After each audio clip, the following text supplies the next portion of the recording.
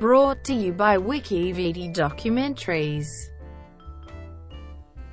Audrey Hepburn. Audrey Hepburn was a British actress, model, dancer and humanitarian. Recognized as a film and fashion icon, Hepburn was active during Hollywood's golden age. She was ranked by the American Film Institute as the third greatest female screen legend in Golden Age Hollywood, and was inducted into the International Best Dressed List Hall of Fame. Born in Ixelles, a district of Brussels, Hepburn spent her childhood between Belgium, England and the Netherlands.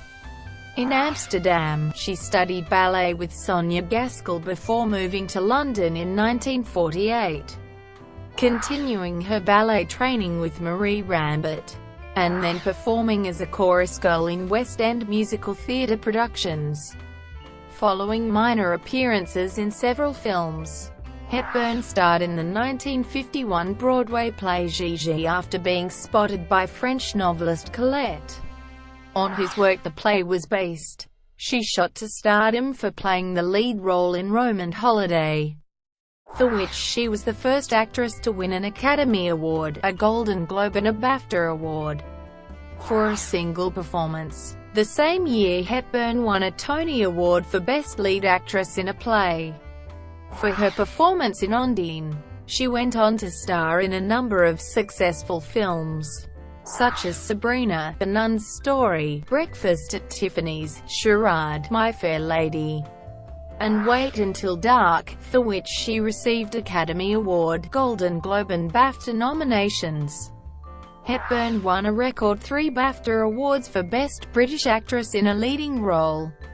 In recognition of her film career, she was awarded the Lifetime Achievement Award from BAFTA, the Golden Globe Cecil B. DeMille Award, the Screen Actors Guild Life Achievement Award, and the Special Tony Award.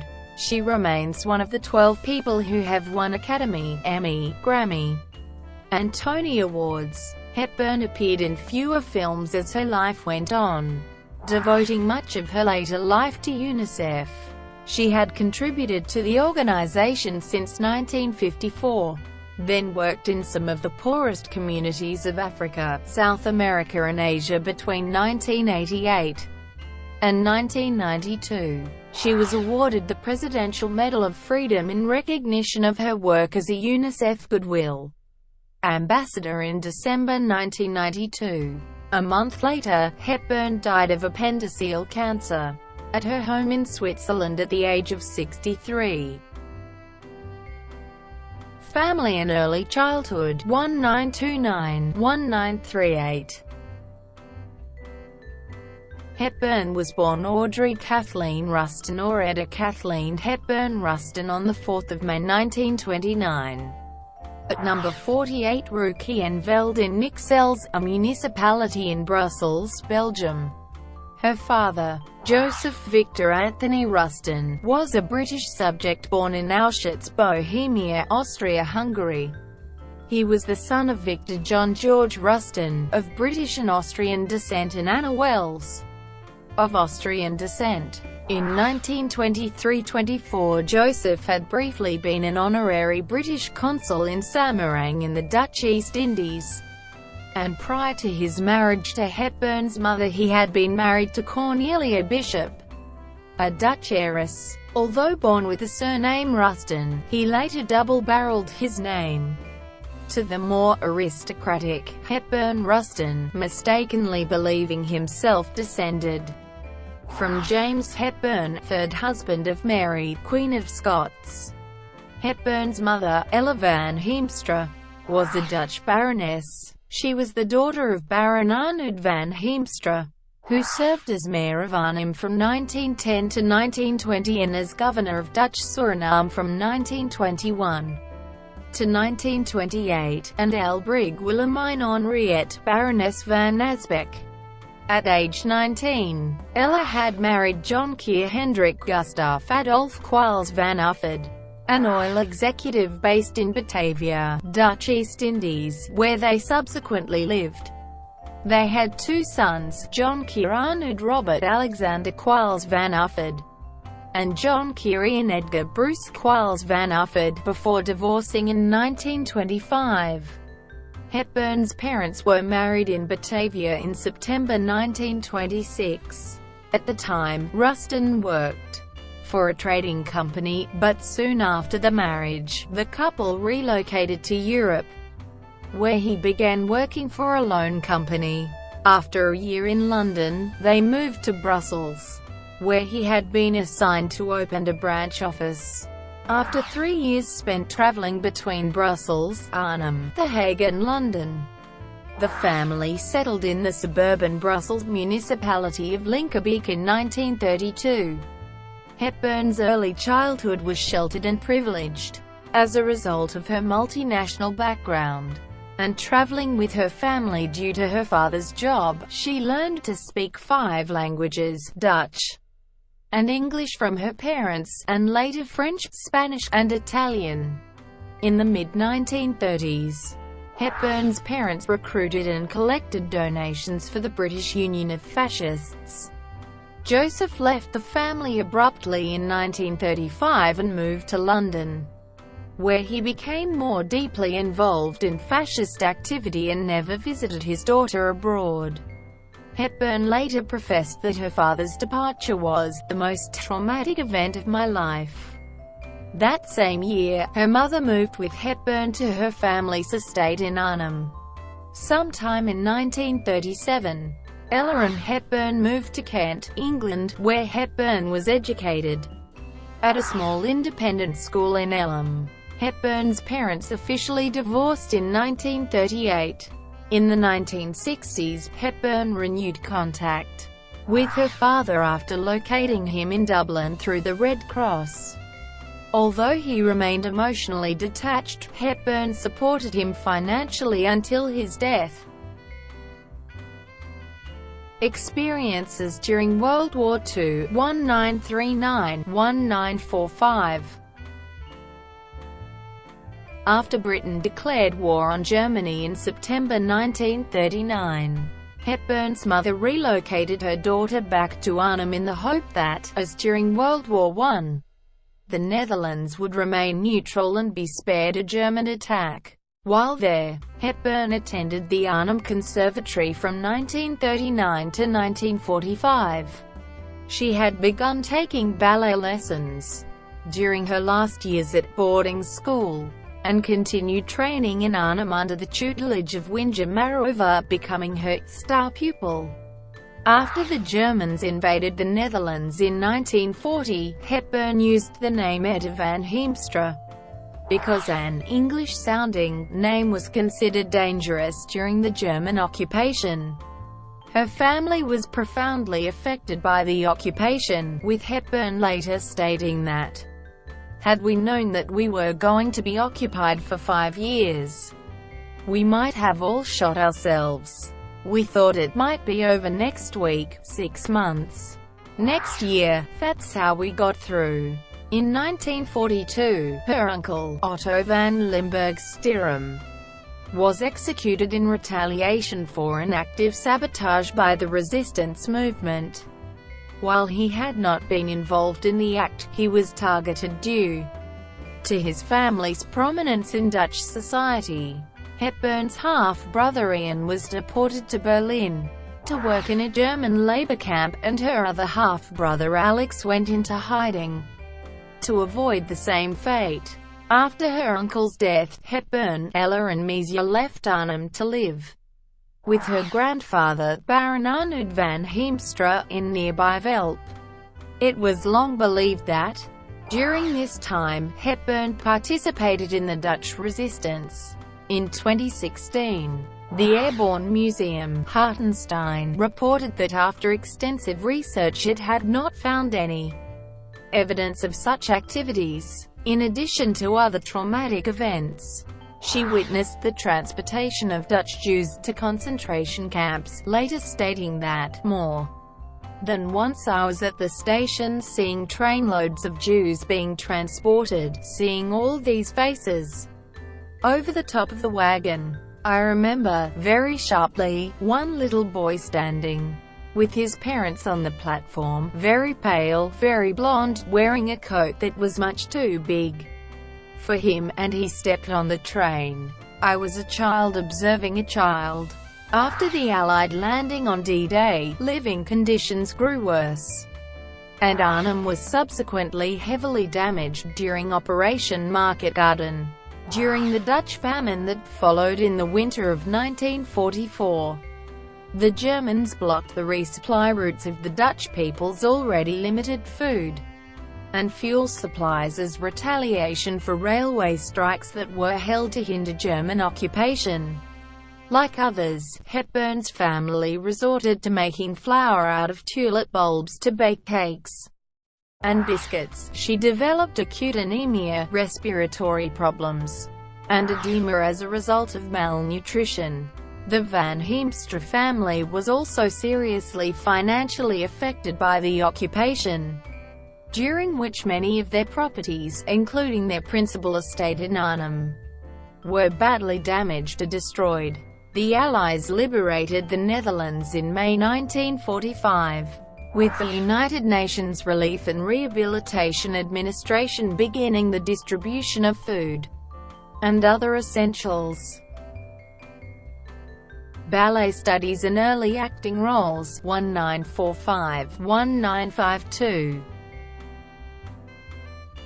After the war ended in 1945, Hepburn moved with her mother and siblings to Amsterdam, where she began ballet training under Sonia Gaskell, a leading figure in Dutch ballet, and Russian Olga Tarasova. As the family's fortunes had been lost during the war, Ella supported them by working as a cook and housekeeper for a wealthy family.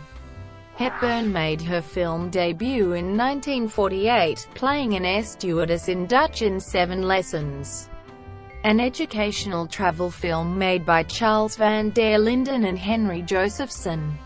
Later that year, she moved to London to take up a ballet scholarship with Ballet Rambert, which was then based in Notting Hill. She supported herself with part-time work as a model, and dropped Ruston from her surname after she was told by Rambert that despite her talent, her height and weak constitution would make the status of prima ballerina unattainable. She decided to concentrate on acting, while Ella worked in menial jobs to support them. Hepburn appeared as a chorus girl in the West End musical theatre revues High Button Shoes, at the London Hippodrome, and Cecil Landau's Sauce Tartare and Sauce Piquant, at the Cambridge Theatre. During her theatrical work, she took elocution lessons with actor Felix Aylmer to develop her voice. After being spotted by a casting director while performing in Sauce Piquant, Hepburn was registered as a freelance actress with the Associated British Picture Corporation. She appeared in minor roles in the 1951 films One Wild Oat, Laughter in Paradise, Young Wives' Tale, and The Lavender Hill Mob, before being cast in her first major supporting role in Thorold Dickinson's The Secret People, in which she played a prodigious ballerina, performing all of her own dancing sequences. Hepburn was then offered a small role in a film being shot in both English and French, Monte Carlo Baby, which was filmed in Monte Carlo. Coincidentally, French novelist Colette was at the Hôtel de Paris in Monte Carlo during the filming, and decided to cast Hepburn in the title role in the Broadway play Gigi. Hepburn went into rehearsals having never spoken on stage and required private coaching. When Gigi opened at the Fulton Theatre on the 24th of November 1951, she received praise for her performance, despite criticism that the stage version was inferior to the French filmatisation. Life called her a hit, while the New York Times stated that her quality is so winning and so right that she is the success of the evening. She also received a Theatre World Award for the role. The play ran for 219 performances, closing on the 31st of May 1952, before going on tour which began the 13th of October 1952 in Pittsburgh, and visited Cleveland, Chicago, Detroit, Washington, D.C., and Los Angeles before closing on 16 May 1953 in San Francisco. Roman Holiday and Stardom, 1953–1960. Hepburn had her first starring role in Roman Holiday, playing Princess Anne, a European princess who, while escaping the reigns of royalty, falls in love with an American newsman. Its producers initially wanted Elizabeth Taylor for the role, but director William Wyler was so impressed by Hepburn's screen test that he cast her instead. Wyler later commented, "She had everything I was looking for: charm, innocence, and talent. She also was very funny. She was absolutely enchanting, and we said, that's the girl." Originally, the film was to have had only Gregory Peck's name above its title, with "Introducing Audrey Hepburn" beneath in smaller font. However, Peck suggested to Wyler that he elevate her to equal billing so that her name appeared before the title, and in type as large as his. "You've got to change that, because she'll be a big star, and I'll look like a big jerk." The film was a box office success, and Hepburn gained critical acclaim for her portrayal, unexpectedly winning an Academy Award for Best Actress, a BAFTA Award for Best British Actress in a Leading Role, and a Golden Globe Award for Best Actress Motion Picture Drama in 1953. In his review in the New York Times, A.H. Wyler wrote, "Although she is not precisely a newcomer to films, Audrey Hepburn, the British actress who is being starred for the first time as Princess Anne, is a slender, elfin and wistful beauty, alternately regal and childlike in her profound appreciation of newly found, simple pleasures and love. Although she bravely smiles her acknowledgement of the end of that affair, she remains a pitifully lonely figure facing a stuffy future."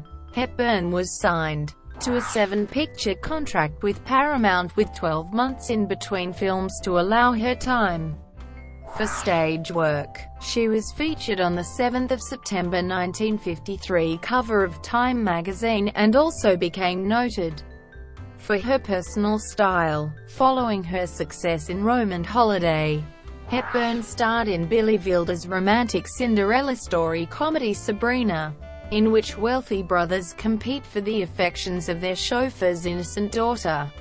For her performance, she was nominated for the 1954 Academy Award for Best Actress while winning the BAFTA Award for Best Actress in a Leading Role the same year. Bosley Crowther of the New York Times stated that she was a young lady of extraordinary range of sensitive and moving expressions within such a frail and slender frame. She is even more luminous as the daughter and pet of the servants' hall than she was as a princess last year, and no more than that can be said." Hepburn also returned to the stage in 1954, playing a water spirit who falls in love with a human in the fantasy play Ondine on Broadway. A New York Times critic commented that, "Somehow Miss Hepburn is able to translate its intangibles into the language of the theatre without artfulness or precociousness. She gives a pulsing performance that is all grace and enchantment, disciplined by an instinct for the realities of the stage." Her performance won her the 1954 Tony Award for Best Performance by a Leading Actress in a Play. The same year she won the Academy Award for Roman Holiday, making her one of 3 actresses to receive the Academy and Tony Awards for Best Actress in the same year. During the production, Hepburn and her co-star Mel Ferrer began a relationship, and were married on the 25th of September 1954 in Switzerland. Although she appeared in no new film releases in 1955, Hepburn received the Golden Globe for World Film Favorite that year. Having become one of Hollywood's most popular box office attractions, she went on to star in a series of successful films during the remainder of the decade, including her BAFTA and Golden Globe-nominated role as Natasha Rostova in War and Peace, an adaptation of the Tolstoy novel set during the Napoleonic Wars, starring Henry Fonda and her husband Mel Ferrer. In 1957, she exhibited her dancing abilities in her debut musical film, Funny Face, wherein Fred Astaire, a fashion photographer, discovers a beatnik bookstore clerk who, lured by a free trip to Paris, becomes a beautiful model. The same year Hepburn starred in another romantic comedy, Love in the Afternoon, alongside Gary Cooper and Maurice Chevalier. Hepburn played Sister Luke in The Nun's Story, which focuses on the character's struggle to succeed as a nun, alongside co-star Peter Finch. The role produced a third Academy Award nomination for Hepburn, and earned her a second BAFTA award.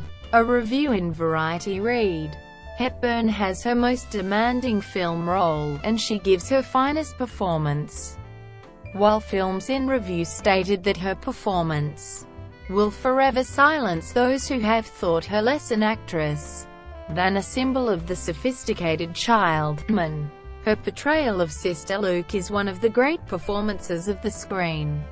Reportedly, she spent hours in convents and with members of the church to bring truth to her portrayal, stating that she gave more time, energy and thought to this than to any of my previous screen performances. Following The Nun's Story, Hepburn received a lukewarm reception for starring with Anthony Perkins in the romantic adventure Green Mansions, in which she played Rima, a jungle girl who falls in love with a Venezuelan traveler, and The Unforgiven, her only Western film, in which she appeared opposite Burt Lancaster and Lillian Gish in a story of racism against a group of Native Americans. Breakfast at Tiffany's and continued success, 1961–1967.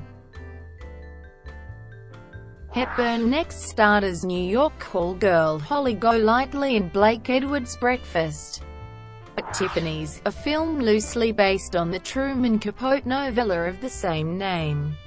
Capote disapproved of many changes that were made to sanitize the story for the film adaptation, and would have preferred for Marilyn Monroe to have been cast in the role, although he also stated that Hepburn did a terrific job.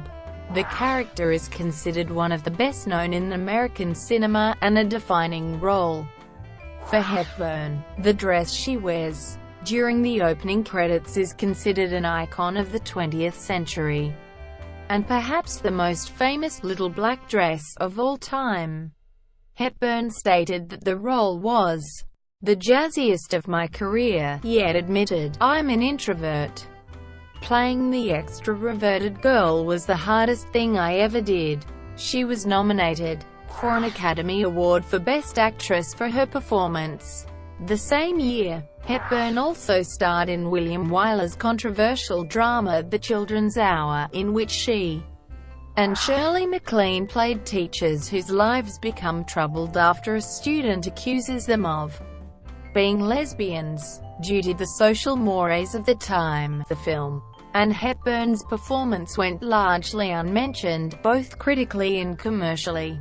Bosley Crowther of The New York Times opined that the film is not too well acted, with the exception of Hepburn, who gives the impression of being sensitive and pure of its muted theme, while Variety magazine also complimented Hepburn's soft sensitivity, marvelous projection and emotional understatement, adding that Hepburn and MacLaine beautifully complement each other. Hepburn next appeared opposite Cary Grant in the comic thriller Charade, playing a young widow pursued by several men who chase the fortune stolen by her murdered husband.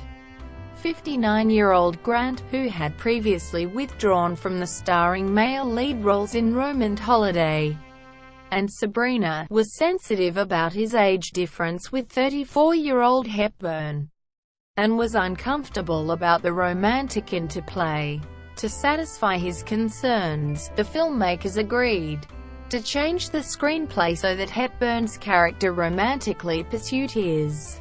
The film turned out to be a positive experience for him, stating that, "All I want for Christmas is another picture with Audrey Hepburn." The role earned Hepburn her third and final competitive BAFTA award, and another Golden Globe nomination. Critic Bosley Crowther was less kind to her performance, stating that, "Hepburn is cheerfully committed to a mood of how nuts can you be in an obviously comforting assortment of expensive Givenchy costumes." Hepburn redeemed with her Sabrina co-star William Holden in Paris When It Sizzles, a screwball comedy in which she played the young assistant of a Hollywood screenwriter who aids his writer's block by acting out his fantasies of possible plots. Its production was troubled by a number of problems. Holden unsuccessfully tried to rekindle a romance with the now-married Hepburn, and his alcoholism was beginning to affect his work. After principal photography began, she demanded the dismissal of cinematographer Claude Renoir after seeing what she felt were unflattering dailies. Superstitious, she also insisted on dressing room 55, because that was her lucky number and required that Givenchy, her longtime designer, be given a credit in the film for her perfume. Dubbed Marshmallow Weight Hokum by Variety upon its release in April, the film was uniformly panned, but critics were kinder to Hepburn's performance, describing her as a refreshingly individual creature in an era of the exaggerated curve. Hepburn's second film of 1964 was George Cukor's film adaptation of the stage musical My Fair Lady. Released in November, Soundstage wrote that, "Not since Gone with the Wind has a motion picture created such universal excitement as My Fair Lady." Yet Hepburn's casting in the role of Cockney flower girl Eliza Doolittle sparked controversy.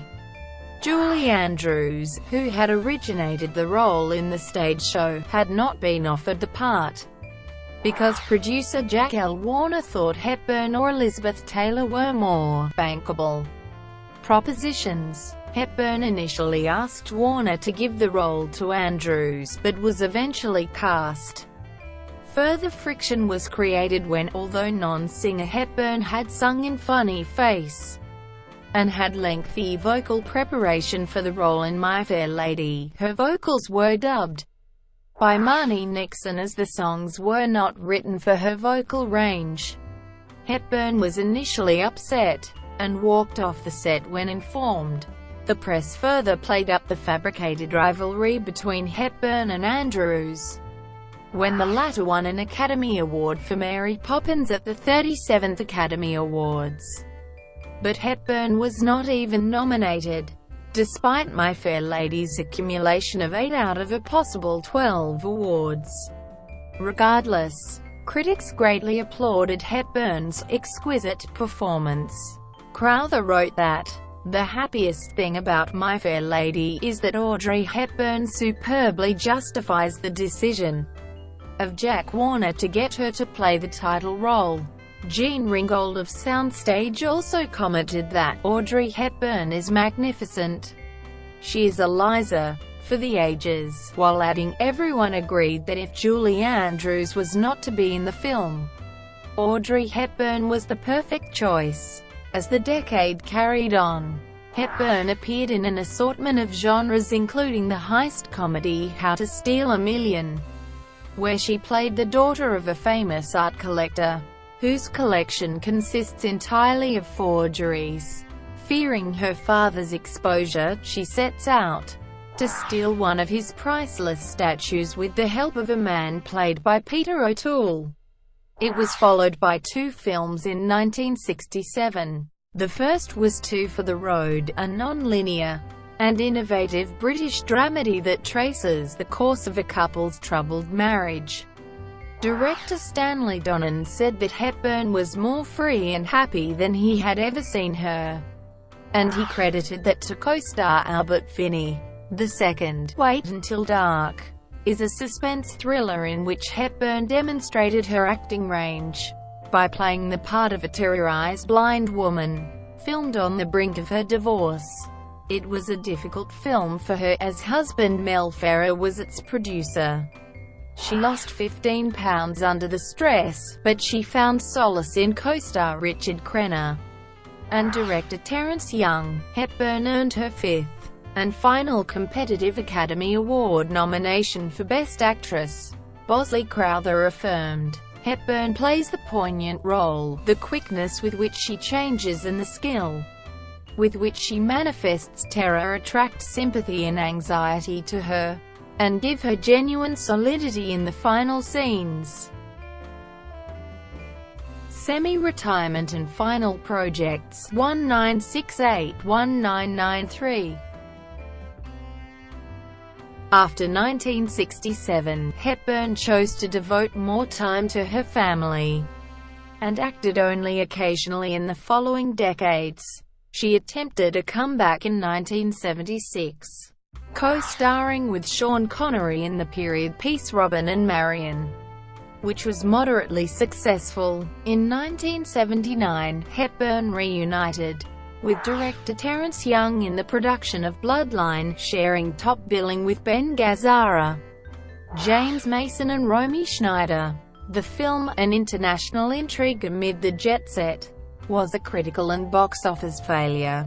Hepburn's last starring role in a feature film was opposite Gazzara in the comedy They All Laughed, directed by Peter Bogdanovich. The film was overshadowed by the murder of one of its stars, Dorothy Stratton, and received only a limited release. 6 years later, Hepburn co-starred with Robert Wagner in a made-for-television caper film, Love Among Thieves.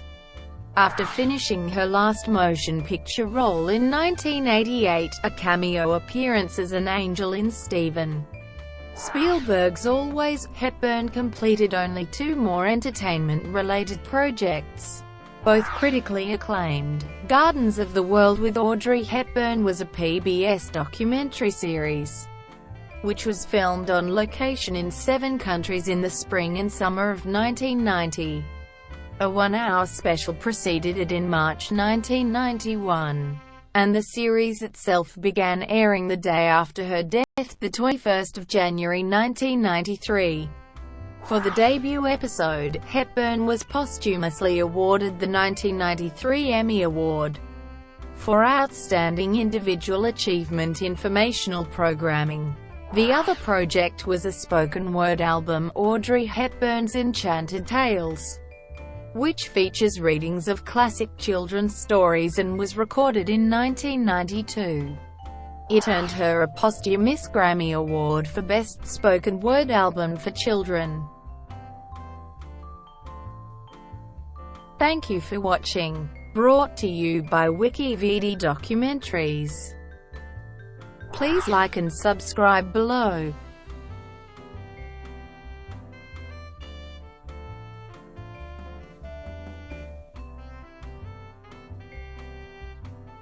Please like and subscribe below.